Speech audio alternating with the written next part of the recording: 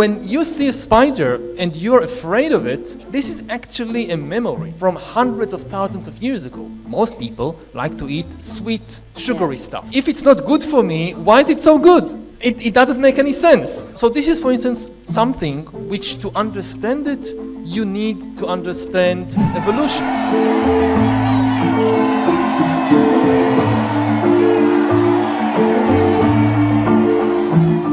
I don't know how many of you guys are envious of me right now. It's not every day that you sit across a man that you deeply admire. You were a huge fan. So yes, Professor Harari, I'm a huge fan. Everybody here, I'm sure we're all part of the Sapiens family. And I must say that, when I started building out kidstalkpress.com, I had no idea that we would reach 20 million. And I had no idea that I'd be interviewing you one day. Honestly, if you ask me as part of being a parent to a teenager, I would love to ask you if our ancestors had any tips on raising teenagers and dealing with toddler tantrums. But I know that we're not here for that. So I'm not going to take any more time. Everybody's here to listen to you. So I'm going to dive straight into the questions. I hope you're ready. Why should we understand human evolution, especially the little children seated here? Why is it important to them? It's because it takes a long time to acquire a deep fear of something. Millions of years ago, when humans evolved in Africa, there were dangerous spiders there. So when you see a spider and you're afraid of it, this is actually a memory from hundreds of thousands of years ago, when we lived in the wild and there were many dangerous spiders. Cars, on the other hand, they've been around for just 100 years. This is not enough time to develop this kind of deep-seated bodily fear of them. So it doesn't come from the body, the fear of cars. You have to educate people to tell them about the dangers of cars. So this is, for instance, something which, to understand it, you need to understand evolution. Similarly, not just fear, but also the things that we like. Most people like to eat sweet, sugary stuff. Parents spend a lot of time teaching kids to be aware of cars. They also spend a lot of time telling them, don't eat so many sweets. And it's strange. I mean, if it's not good for me, why is it so good? It doesn't make any sense. Why should my body all the time be craving to eat something which is not good for it? I mean, the body isn't stupid. So what's happening? And again, if you look at the world today, it makes no sense. But if you look at the world of how we evolved for hundreds of thousands of years, it suddenly makes sense. Right. Because when we lived in the African savannah, there were lots of spiders, but almost no sweet things. The only sweet things were either fruits or honey. And if you live in the African savannah and you don't have a lot of food, and you come across a tree full of sweet fruits, the sensible thing to do is to eat as many of them as quickly as possible.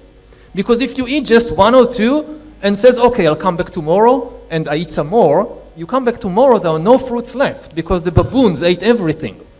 So our body is programmed, like you find something sweet, eat as much of it as possible, as quickly as possible. We're following that very strictly. Yes, and we are following it. I mean, these are the instructions. We read the instructions. These are the instructions of the body. We open the fridge, we find a chocolate cake. We do what they told us, what evolution told us to do.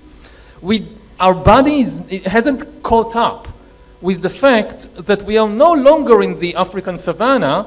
We are living in a modern society, and there are lots of sweet things around, and now it's problematic. So this is why evolution is important. It's not some theoretical thing that you learn in university. It's connected to your deepest fears and your deepest desires every day. As someone who's read most of your books, I thought the illustrated version was kind of just made for children. You simplified it even further with Unstoppable Us. What was your inspiration behind Unstoppable Us? Like, what inspired you? The idea was to take the big ideas of sapiens, of human history, and tell them in a way which will be accessible to somebody who is 10 years old.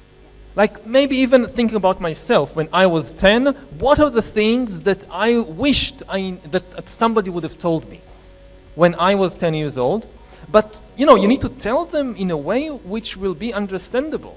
So you need to use, a lot of examples and illustrations and simple language, which actually makes it much harder to write it. Because when you write for adults, and you're not really sure what you want to say, you hide it, you hide behind the big words and the long sentences, and I'm not sure what I want to say, so okay, I'll write this very big complicated sentence, nobody will really understand, that's fine.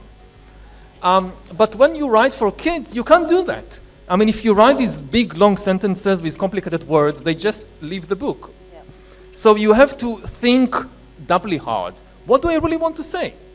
And what I learned from years of teaching in universities and so forth is that if you can't explain it in a simple way, it means you don't really understand it. So if you find yourself writing this very complicated thing, you just need to go back, think more, and really be sure, what do you want to say? It's not true of all subjects. I don't know, like quantum mechanics, that's difficult. I mean, there is no way to simplify it. But with the key ideas of history, it should be possible to present them in a simple way. Why? Because it's about our daily life. History is not something that happened thousands of years ago to some king. It's what's happening to us every day, even as kids. So it should be accessible also to kids. Right, absolutely. And I think, like you rightly said, it's just about making it simpler to make it more accessible. We are at that stage where I think each one of us is somewhere insecure that will technology make our children, and their skill sets redundant? Or will they be competing, or what will they be competing for? So do you think humans will still run the world? And I ask you this because, parents of today, we want to know how can they be unstoppable? Being unstoppable is not necessarily something we should aim for. I chose the title Unstoppable Us because it has a double meaning. It has the positive meaning that yes, we are very powerful, we can do whatever we want and so forth, but it also has a negative meaning that we also cannot stop ourselves. That no matter what we achieve, this is a characteristic of human beings, no matter what we achieve, we always want more, we can't stop. Like you have $1 million, you want $2 million. You have $10 million, you want $100 million. It's very difficult to just stop, relax, and be satisfied with what you have.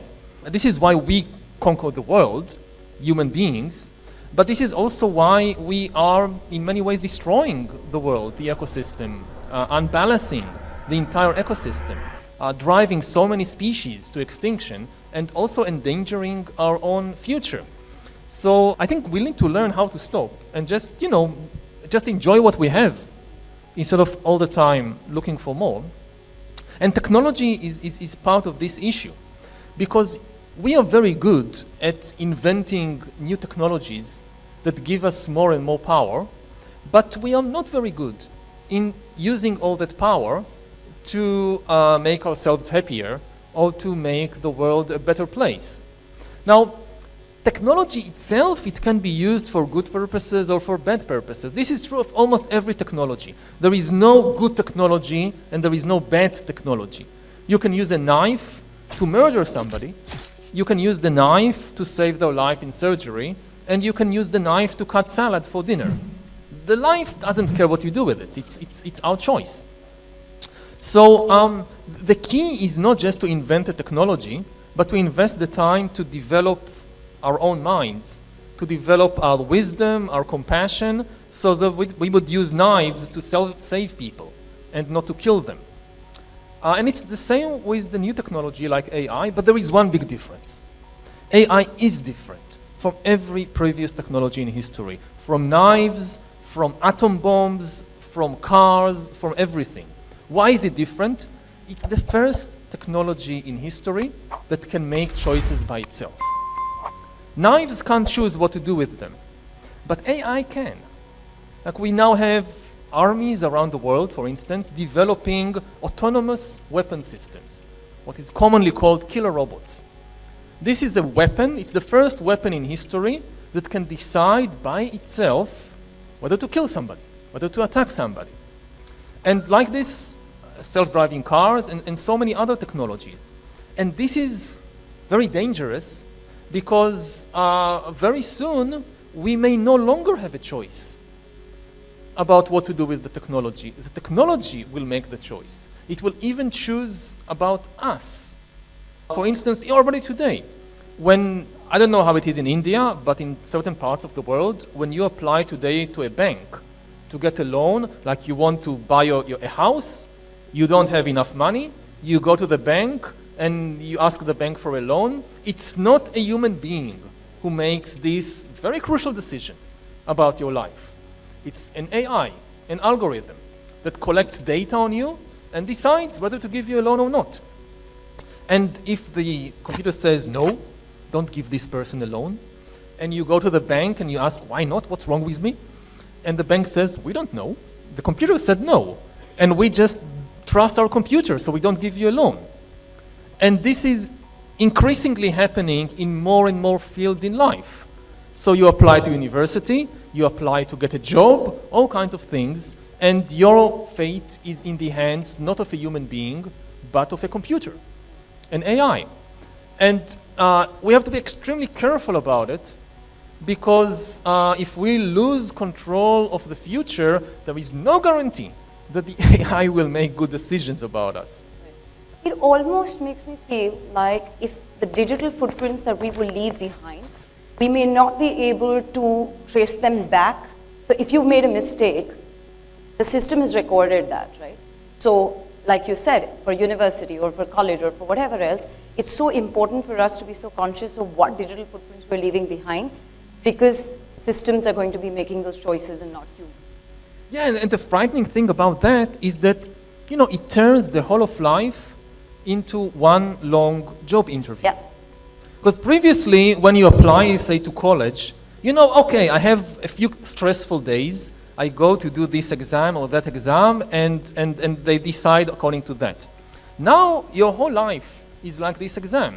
Because maybe, I don't know, you're 10 years old, and you do something stupid somewhere, and it's recorded, and then when you apply to a good school, it comes up, and you don't get accepted to the good school, and because of that, later on, again, it never disappears. You don't get accepted to college, so you don't get a good job, all the way to you don't get accepted to the good cemetery because of what you did when you were 10. Everything is recorded, nothing is ever forgotten, so everything you do at any moment of your life may meet you 10 years, 20 years down the road. I don't know, maybe in 20 years you are a politician, you're running for elections. Maybe you are a judge, they want to make you Supreme Court judge. And this thing you did when you're a teenager comes up because it never disappears. It is never deleted.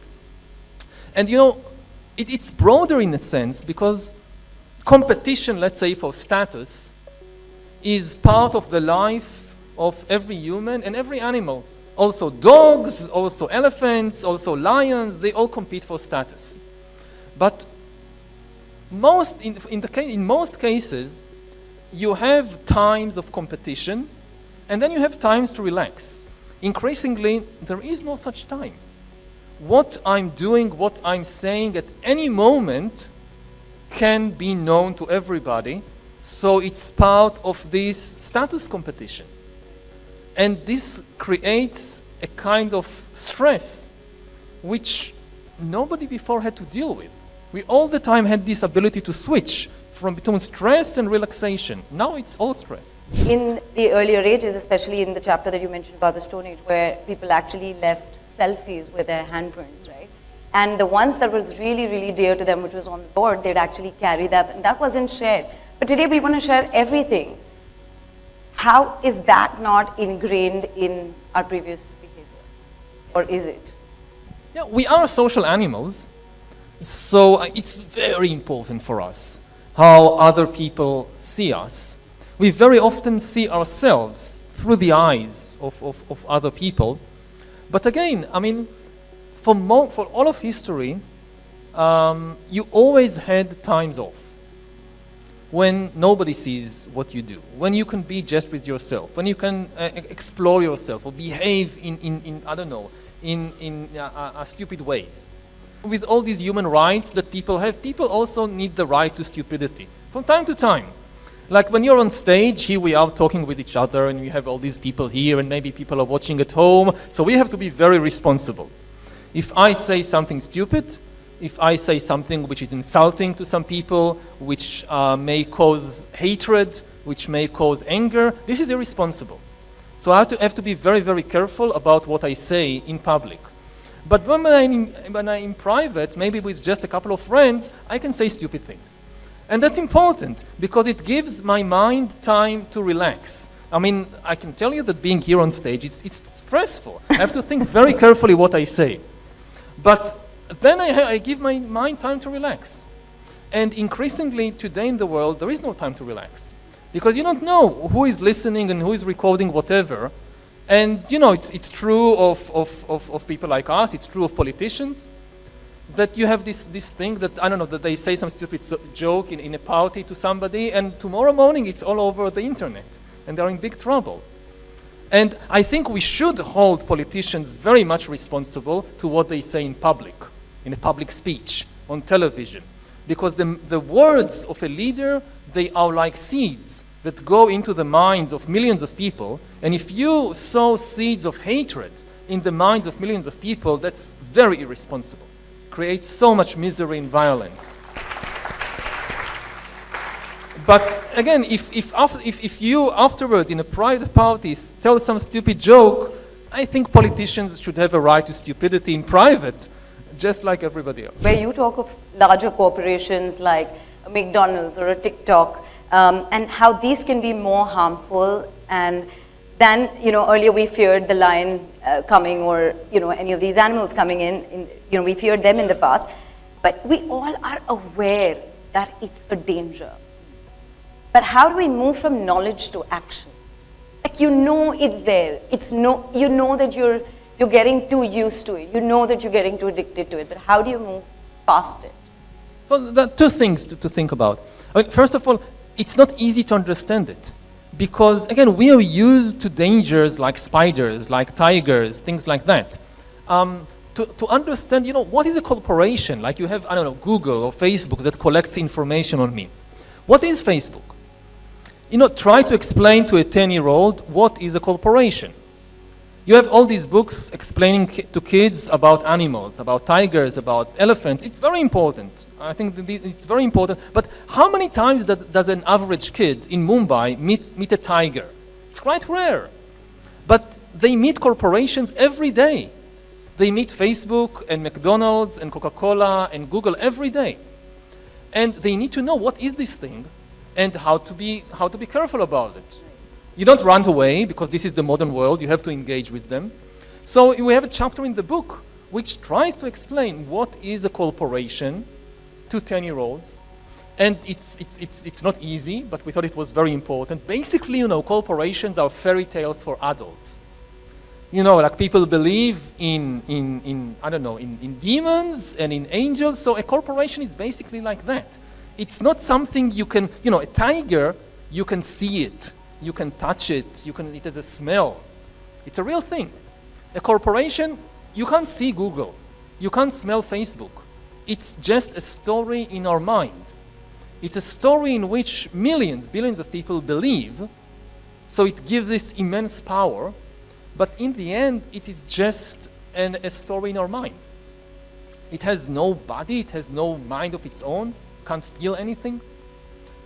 So one thing is just to understand what it is.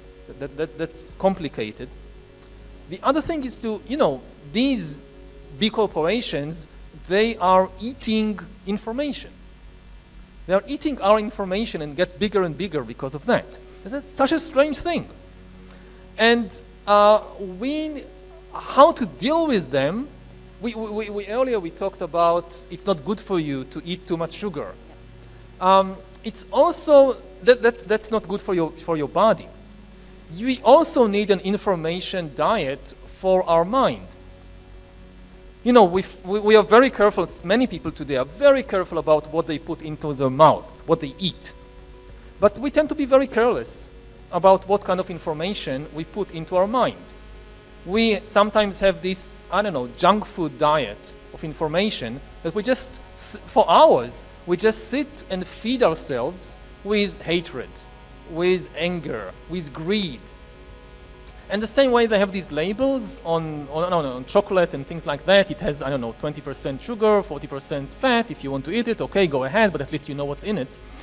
They need something like that. Also on all these videos and tweets and things like, okay, this video, it has 40% greed, 20% hatred, 20% anger. If you want to eat it, okay.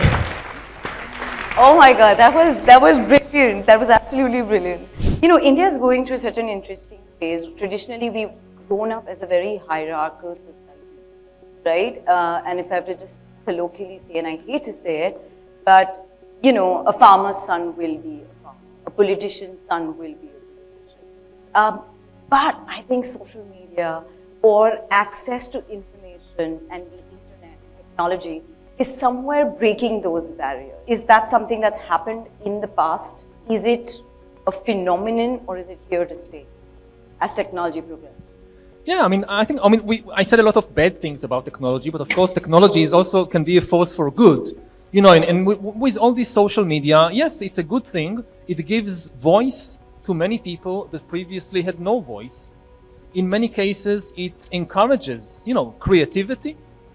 And I don't know, 20, 30 years ago, the dominant model in the media business was like in television, that people thought that the consumers, they were called couch potatoes.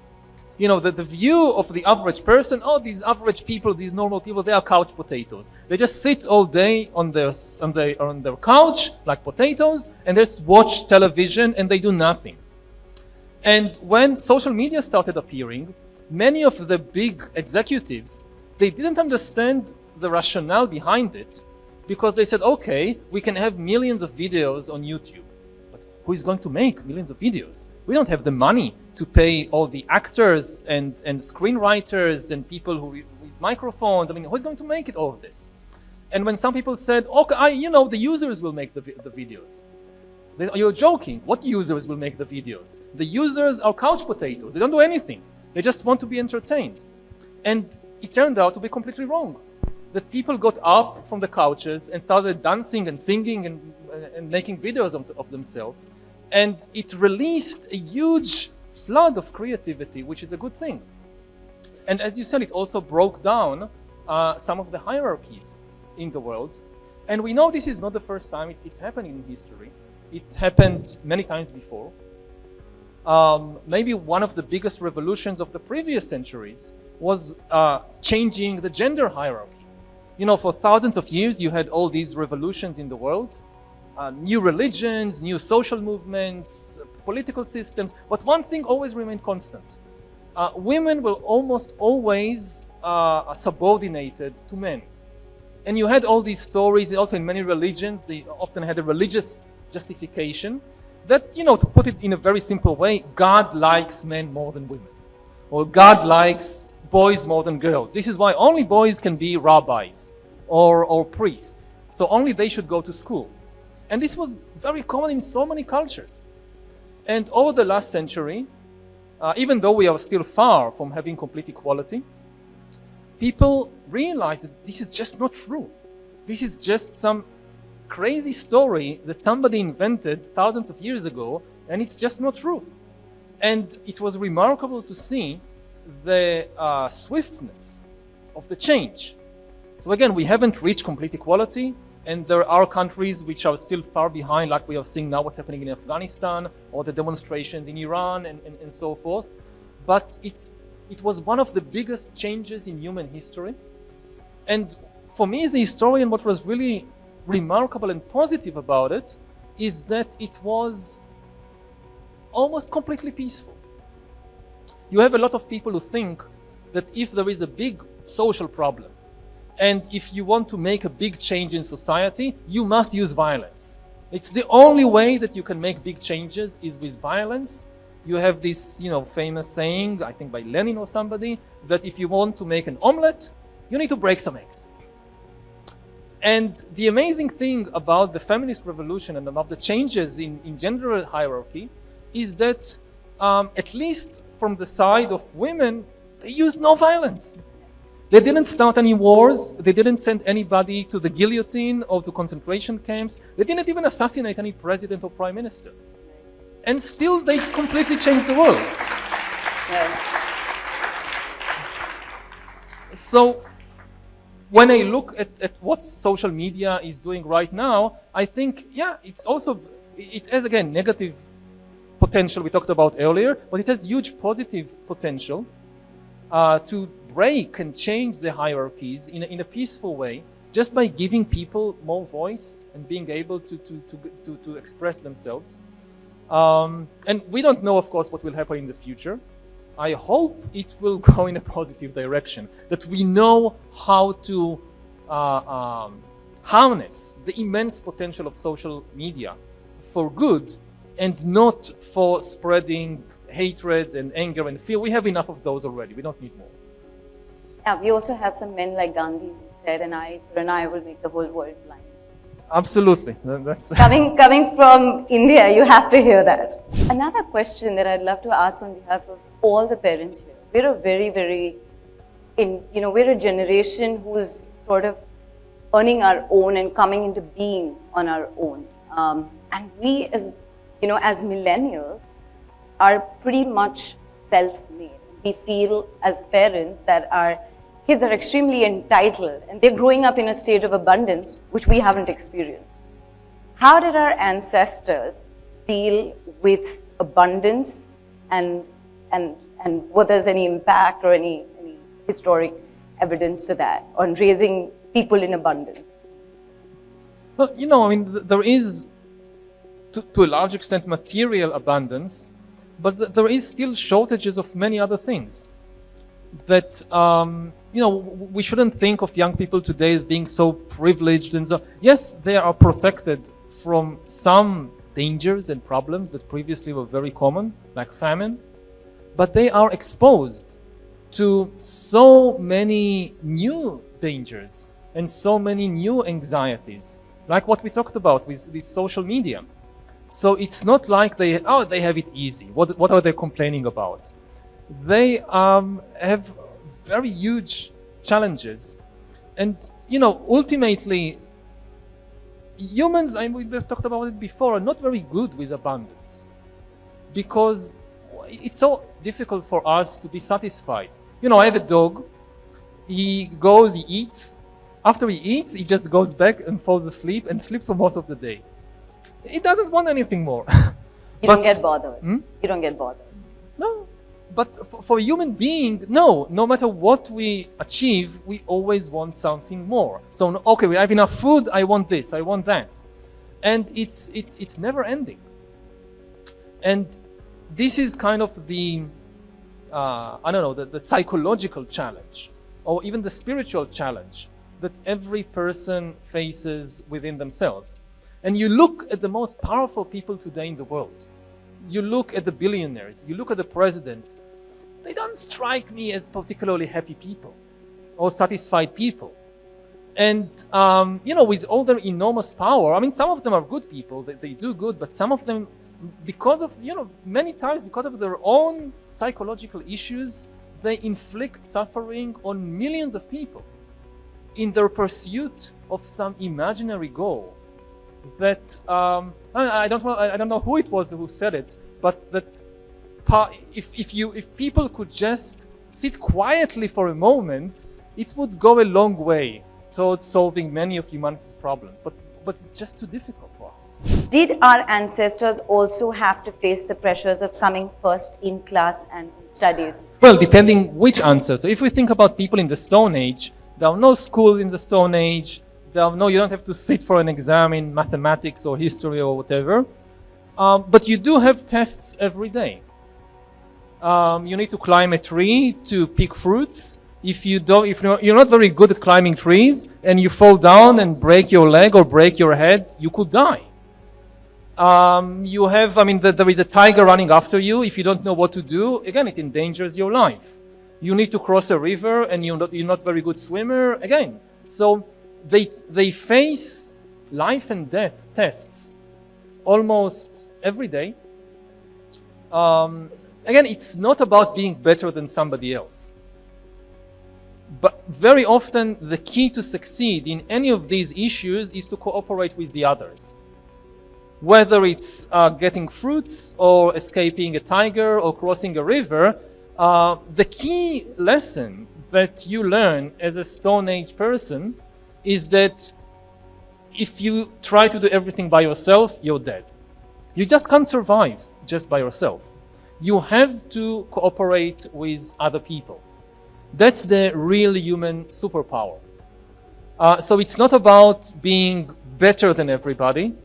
It's about being able to cooperate with them. And you know, if you live in a hunter-gatherer band, each person in the band, usually there is something that they are the best at. So somebody can be the best hunter, but somebody else is the best healer. So if you get wounded, they know how to treat you. Somebody is the best tool maker. Somebody is the best storyteller. So there is a role for everybody. It's not just about competing and being the best. This one's the flavor of the season, which is, did our ancestors play sport, football, cricket? Which was their favorite sport? We don't know exactly what games they played in the Stone Age, but they definitely played a lot of games. You know, even animals play games. Like our closest relatives in nature, like the chimpanzees, they play lots of games. So sometimes they play with sticks, they play imitation games. Like sometimes you see an old chimp walking and then he doesn't know it, but behind him a couple of youngsters are walking and imitating how he's walking. And scientists watch it. So they see, oh yeah, these chimps, they're playing. So we know that animals play, and our ancestors also played. They didn't have, of course, computer games and boards and things like that. But to a large extent, much of life, I mean, the difference between play and work was blurred. Many of our games today are actually, in a way, trying to go back to life in the Stone Age. If you wake up, if you're a kid, you wake up in the morning and you say, I wish I didn't have to go to school. I would have much preferred to go to the forest and climb a tree or fish in the river. You're basically missing. Part of your body remembers how it was in the Stone Age and wants to go back there. You always say that kids were not taught history well. Mm-hmm. If you had to go back and teach history, how would you do it? I'm talking about my own studies. Yes, I don't know how it is here, but in my country, in Israel, they teach kids, at least this is how I was taught, they teach almost only the history of our people. They teach the history of Israel and of the Jewish people. Even if they talk about somebody else, like the Romans or the French or anybody, it's always about what they did to us. I mean, it's never like they have their own. And as you grow up, learning this kind of history, you get the impression that we are the most important people in the world. Yeah. The whole of history is just about us. It's like a play on stage. Like we're at the center of the stage. And, we have these Romans and Greeks, they are on the side. And, I don't know, the Chinese, they are far away. They don't even count. It's all about us. And it sounds funny, but it also has tragic consequences.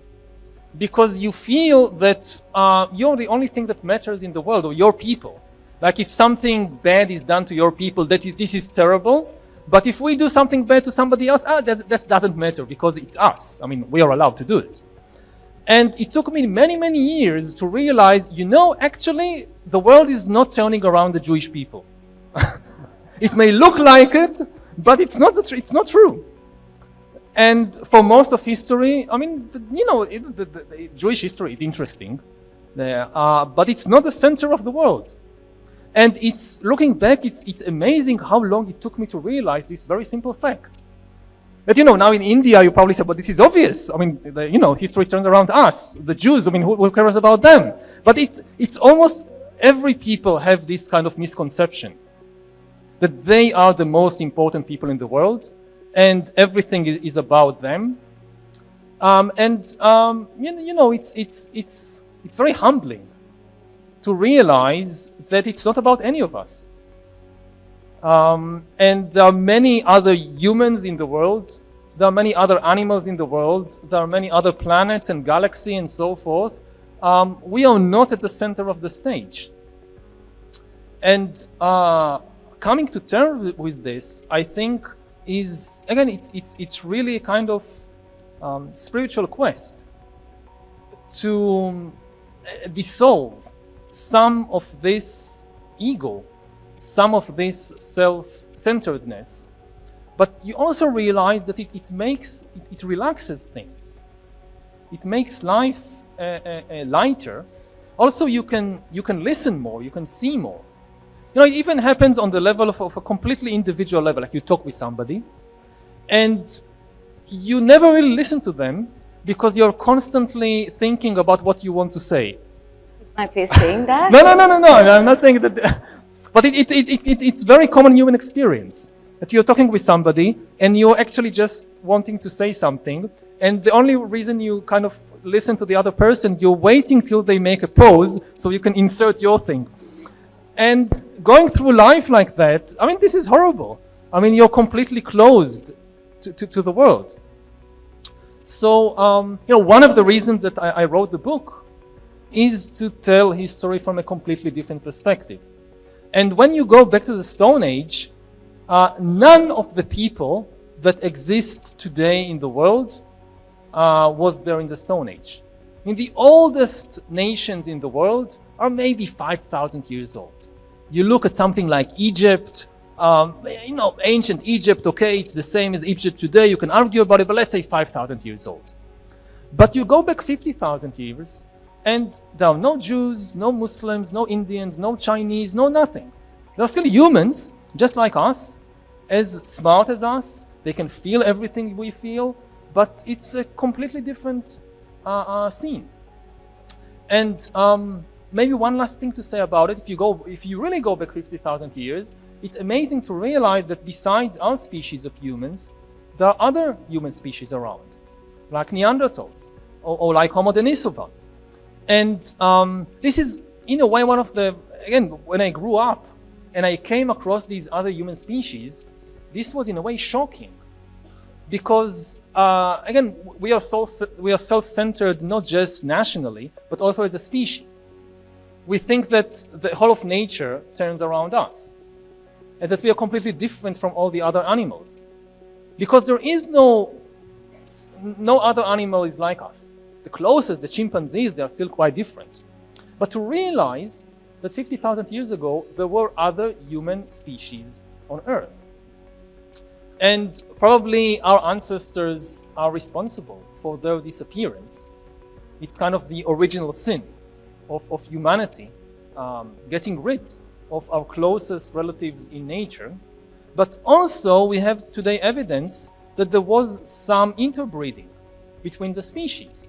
So, 50,000 years ago, there was a kid whose maybe his mother was a sapiens and his father was a Neanderthal. And we are all the descendants of that mixed couple. And especially, today with all these talks about different ethnic groups and religions, and is it okay for a person from one religion to marry a person from another religion? And what are you talking about another religion? You have two animals from different species having a kid together, and all of us are the descendants of that union. So this gives you some perspective about the kind of conflicts that we are encountering today. Thank you, Yuval. Thank you for this wonderful, wonderful chat. For parenting tips, celebrity interviews, recipes, conversations with experts, DIYs, and lots more. Subscribe to Kids Talk Press now.